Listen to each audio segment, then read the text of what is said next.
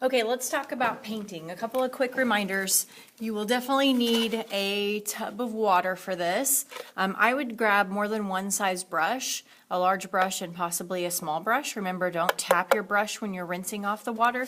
Have a paper towel with you so that you can just blot it off. And don't ever pull on the bristles because it pulls all the hair out and it can tear up the brushes.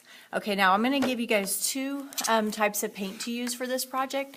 Regular, just watercolor paint that you probably have used before, and then a type of liquid watercolors. Now the liquid watercolors I have in neons. I just ordered these like to give them a try. They're not something that I have like a ton of. So what you want to do when you get these out is, first of all, you'll have to stir them. Each color will have to be stirred because the color tends to kind of settle at the bottom. They're concentrated, so I have to add water to dilute them down to a certain consistency, so sometimes the paint kind of settles down to the bottom. So make sure you stir them, and then make sure you rinse your brush really well between colors. This paint cannot be mixed together in any way. These colors will only look vibrant and neon if they stay pure, so you need to be very careful not to let other colors get mixed into these containers because they'll be completely ruined. I mean, I don't have like a replacement pink if the pink in this tray gets ruined. So really watch what you're doing and try not to spill the container. In fact, I would rather you just leave it in here the entire time that you're using it. When you take the lid off, keep the lid close by and keep the container close to this so that it doesn't spill or get knocked off the table. Because if it spills, like I said, I don't really have any more of the red to make another red for that container. We're using these just to try them out to see if that's something I would want to order in the future. I want to kind of see how they work with a large project like this. So you guys are like the guinea pigs. You get to give it a try. So basically what I want to show you real quick is a really neat technique. First of all, if you have little things on your poster where you have small details, like for instance I have these little triangles up here, I grabbed some crayons before I'm ready to paint. I grabbed crayons and I colored in, pressing down kind of hard, and what that's going to do is create something called a wax resist. That means that the paint is going to resist where the wax crayon is, which means I get this nice bright color on some of the smaller details. I also did that on the shadow of the world where I did the lettering here, this arrow, and then down here at the bottom, the really cool thing about wax resist is that you can actually use a white crayon to do sort of like a magic painting if you wanted to go in with white and press down kind of hard. You can add some small details with white that only show up whenever you paint over the top of them. I like to do this sometimes in my artwork just kind of for fun. I'll take a white, and you have to watch where you're putting it. You don't want to just scribble everywhere like I've seen some kids do. You want to be very deliberate and press very hard where you're putting these small designs, whether they're dots or like I did some stripes on the word here. And then in a second when I paint this, you'll be able to see that. Now what I want to show you is a technique called a wash. And a wash is just a watercolor term. It's really good if you're painting a sky or a large area on your paper. Basically, this is something you would want to do when you're very first getting started with the painting, when your water is still fairly clean and your brush is fairly clean. What you do is you take the water and you put a layer of just clean water on the paper. So again, this technique is called a wash.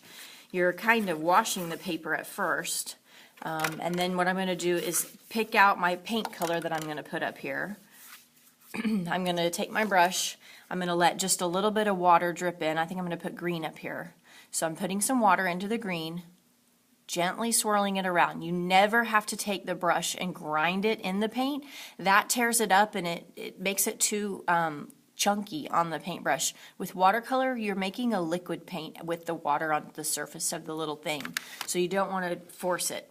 Okay, so now where the water is on my paper, I can kind of just put the paint and it spreads out very quickly and very easily. Ooh, you can see my little white heart right over here where I put that on there with the crayon, that little white heart. And now I can just kind of gently blot that with a paper towel to get off the little green dots. And I have kind of a secret heart there.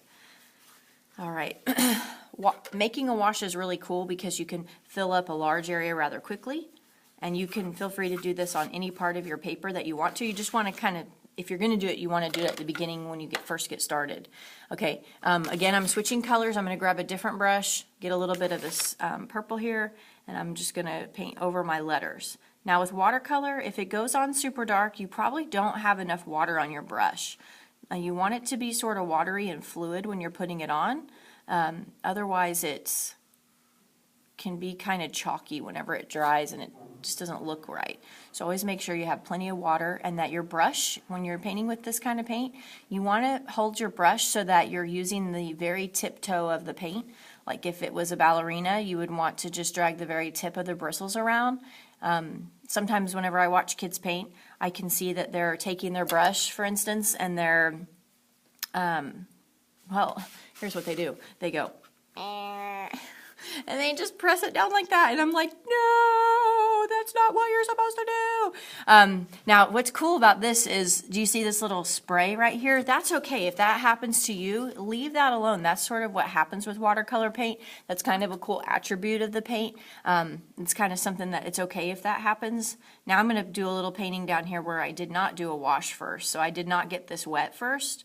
And you can see it doesn't really spread out as well. So having that layer of water on there before I put the paint down is what makes it a wash. So just taking a second to do that.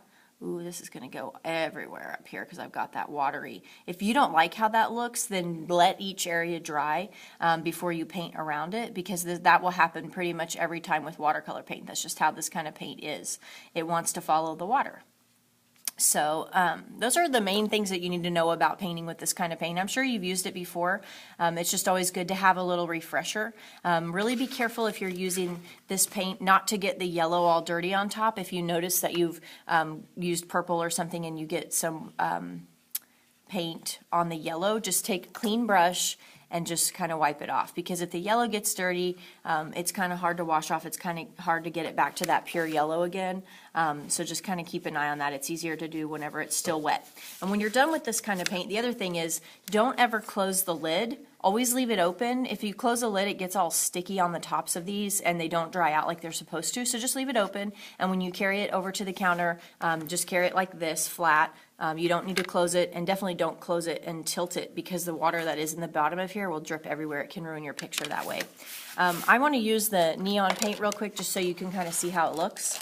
I'll just put a little bit of it at the bottom. So I took the lid off. I'm stirring it up. See how easily, I don't know if you just saw that, but it kind of spills easily. So I'm stirring it up, and now, oh yeah, that's awesome.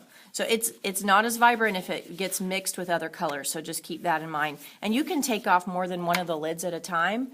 Just rinse your brush out between each color. Let's try a little of this neon red so you can see it too. Whoa, that's awesome. Now you can kind of see the white stripes that I did on the letters down here. Boom. And I did the yellow with crayon earlier, so that way that yellow would show up even whenever I just painted right over the top of it. I think that's a cool way to add a little extra color to the pictures. So anyway, I would suggest, possibly try to paint the entire paper. Basically, you don't want to just leave a little quarter of it unpainted if the rest of it's painted. I can help you kind of figure out if there's areas that maybe you should not paint. But when you're finished, these paintings need to go in the drying rack, and if you do not have a cover sheet, you'll definitely need to wipe off your table and dry it really good before you get anything else out, because the water that's left behind can ruin the books and stuff. So, all right, have fun. Thanks.